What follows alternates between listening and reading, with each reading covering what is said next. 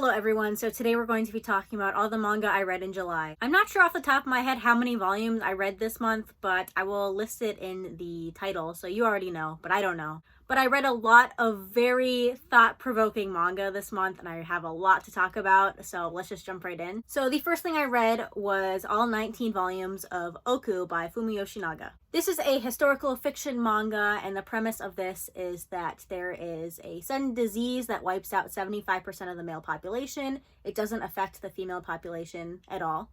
And because of this, a lot of things in Japanese society need to adapt to overcome this tragedy. One of the main things is that women need to take on roles that were traditionally given to men.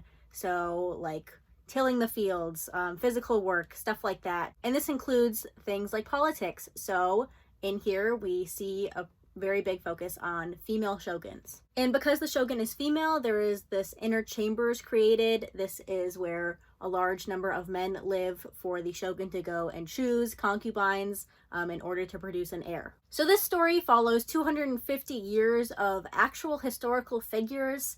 You can look up these people on Wikipedia if you want to and read about them. Of course, in this manga, they are basically gender bent, though. So many of them in the series are women, whereas obviously in history they were men. So one thing I want to mention about this is the language or the dialogue used. Because it is a historical manga and it takes place about 350 years ago, the translators decided to use language that you'd see in like Victorian era books.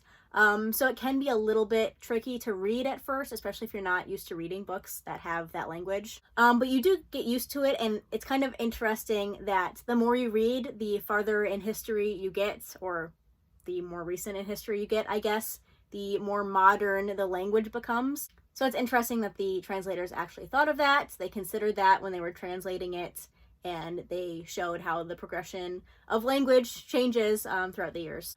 Also, this is a very, very heavily political manga. So if you don't care about politics, and in this case, like real world politics, obviously it's historical politics, but they did actually happen. Some of them aren't real, like about the plague that happens here, basically. That didn't happen, but some of them are really real, like the question of opening up Japan to foreigners. So even though this is historical fiction, I did feel like I was learning things throughout my reading experience. But the other really great thing about this is seeing all the different relationships that take place.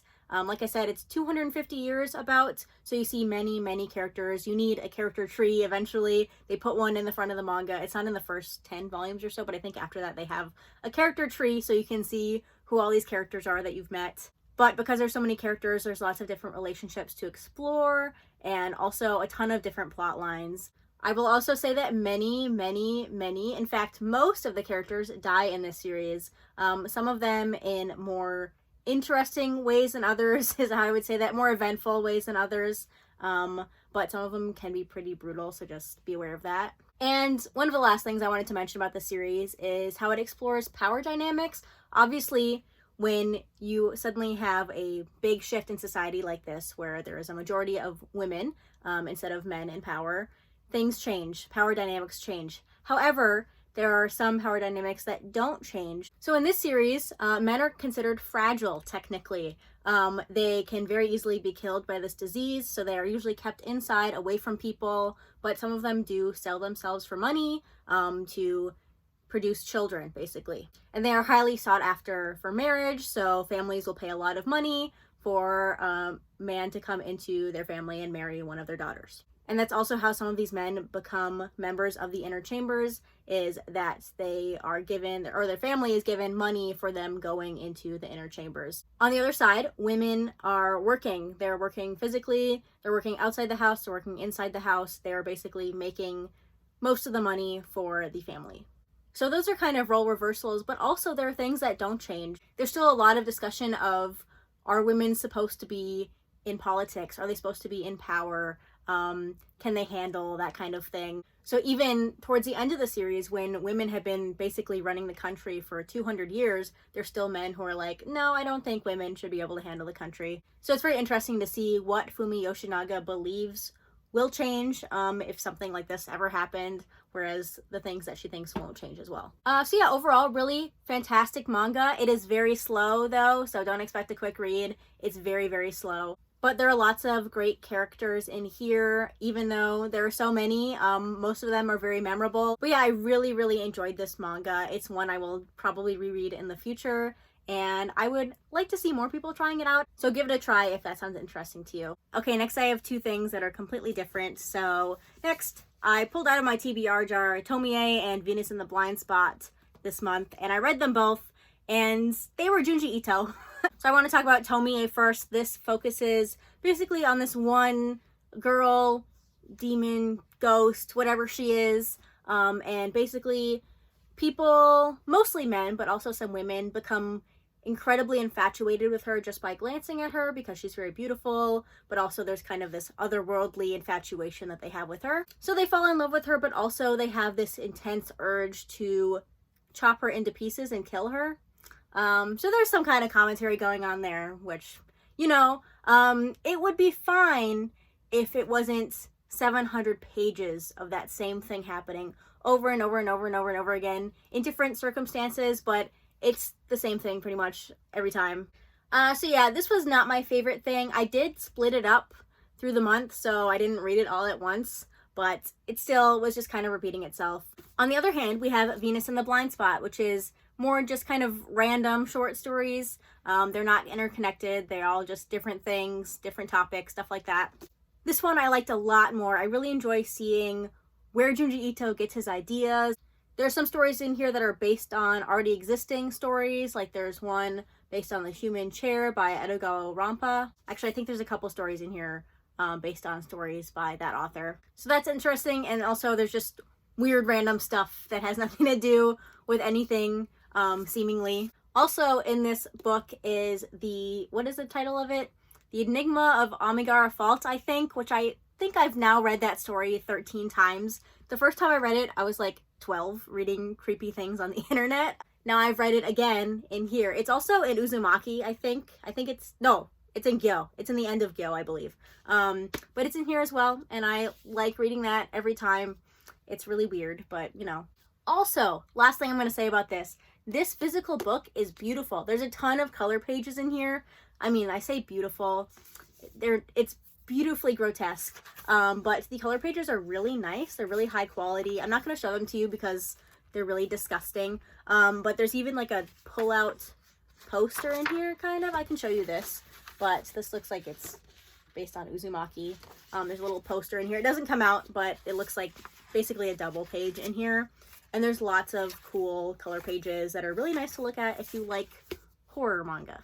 So yeah, this once again proves that I definitely prefer Junji Ito's short stories over his longer form works. The next thing I read this month was Levious. This is the complete collection of the prologue. There's a sequel series to this, which is basically just a continuation of the series. Let me tell you what this is about first. This is about this guy. He's been cybernetically enhanced. His arm is like this weapon thing, and he wants to become one of the upper members of this boxing organization. There's like seven fighters up at the top, and he wants to become one of those. They're kind of like fabled fighters or whatever. At this point, I've forgotten what his motivation was. I think it had to do with his mother. I can't remember what it is, because the villain in this series is the worst villain I've ever seen. And he was so bad, he completely overshadowed everything else about this manga. Let me just briefly say the good things about this manga. The art, absolutely beautiful. At some points, it looks like I'm looking at a movie, which is weird. It's not moving, but the way that the focus is done, the perspective, looks like a movie. It looks really awesome. The story is okay. I wish it would have just focused on this kind of tournament thing that's happening. But then there's this villain that's introduced, and I knew as soon as I saw his name, he's going to be a terrible villain. His name is Clown Jack Pudding. That is his name. He is a clown, literally. And why is he a clown? I don't know. They never say why. He's just a clown. He has a terrible name, and he's the worst villain I've ever seen. It's like the author wanted to do something like the Joker, but all they used was the clown aesthetic, and that's it. None of the, like, scary morals or interesting backstory. None of that. We don't even get a backstory for this villain. He's just terrible. The only character traits he has are he's a clown and he's super evil and he just does terrible things because we don't know why. And it really sucks because, like I said, the art is beautiful, the story is okay, the characters are pretty good, but it's just all overshadowed by the worst villain I've ever seen in my entire life. Despite all that, I'm still planning on picking up the sequel series because hopefully the villain will not be involved in that series, so maybe it can actually be decently good when the villain isn't ruining everything. But yeah, that's my thoughts about this. I've never seen something ruin a manga so badly, so quickly in my entire life. But, you know, I still own it. I'm not going to get rid of it. I'm still going to read the sequel series, so is it a problem of the manga or a problem with me? I'm not sure. Next, I read another historical fiction manga. So this was Rosa Versailles. This is a 5-volume or 5 omnibus series in English. I read the first 4. I didn't read the last one. I'll get to it in a little bit. But basically, this follows this woman named Oscar. She's kind of raised by her father to be a knight, and she is given the task of protecting the princess, or the queen, I guess, Queen Antoinette. And it basically follows the French Revolution, but not really. I mean, it follows the French Revolution, but what I wanted it to be was a story about the French Revolution, just with fictionalized characters of historical figures, basically. However, instead of that, what I got was a romantic tragedy that is taking place during the French Revolution. It's not about the French Revolution, it's about this, what I like to call a love dodecahedron, which is when every single character loves every single other character, and it's a big mess, because it's not a love triangle, it's not a love square, it's what I like to call a love dodecahedron. But all the characters are in love with each other, and they're all swooning and being very dramatic, and it's all in this shoujo's art style, which makes it even more dramatic, and it's just so not for me. I can understand if you like this kind of thing, you will definitely like this manga, because it's full of it. But I am not personally interested in that. I really wanted it to be more French Revolution kind of thing, and it's a love story. So the reason I didn't read the last volume is because it's basically just short stories taking place in this world about the characters, and I didn't care, so I didn't read it. I am glad I read it because I always enjoy reading classical manga. I always like to think about the classical manga I'm reading, how it influenced more current manga. This one I can definitely see it in the art style. Also, it does explore some interesting aspects of identity because Oscar, the main girl, she was kind of raised as a boy, and she has some interesting thoughts about what that means to her, how she wants to be seen as more of a male figure. There's some interesting discussions about marriage and how it's kind of required, but she doesn't really know if she wants to be married, stuff like that. So there's that. But other than that, I didn't get much out of this. Definitely disappointing for me, but that's okay. I'm glad I read it because now I can say I did. Now that I'm talking about all this, I feel like this month was really disappointing with the things I read, but I didn't realize that until now. The next thing I read this month, and the last thing I read this month, was Kurokos Basketball. So I read 8 of these omnibus volumes, so 16 volumes out of the 30 volumes that are out or completed. It's completed. This is a basketball sports manga. It's about this guy, and it's basically superpowered basketball, so if you don't like that, then you're not going to like this. If you like how realistic Slam Dunk is and you're looking for another basketball manga, it's not going to be this. This is very much superpowered, absurdist basketball manga. I like the series because of the characters, the interesting team dynamics. So there's this, our main character, his superpower is basically being invisible or having no presence, and him and his new team basically enter a tournament, and they meet members of his other team, and they all have superpowers, and they have to defeat the superpower basketball people. I'm making it sound more like evil villain than it is. It's not. It's just they have superpowers, basically. Oh, I have previously watched the anime 3 times, I think. This is my first time reading the manga, and to be honest, I spent the whole time wishing I was just watching the anime again. The only thing I've gotten out of the manga so far is that the art is pretty rough in the beginning. It quickly gets a lot better and looks more like the anime, but at the beginning I definitely noticed there's some weird angles, weird faces, weird art happening. I don't have much else to say because really, I just wish I was watching the anime instead of reading the manga. I'm not going to get rid of this manga because I do want a representation of the series in my collection because I do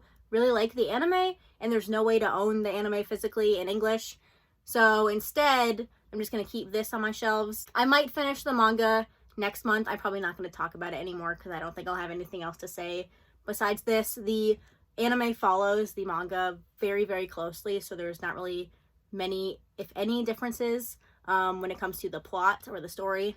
So I just feel like I'm gonna get more out of rewatching the anime than continuing to read the manga. So I feel like I always end these videos on some kind of disappointing manga, but those were my thoughts this month. Let me know if you read any of these and what you thought of them, or let me know what you read this month, what you liked and what you disliked. Anyway, that's gonna be it for this video. Thanks for watching, and I'll see you next time. Bye!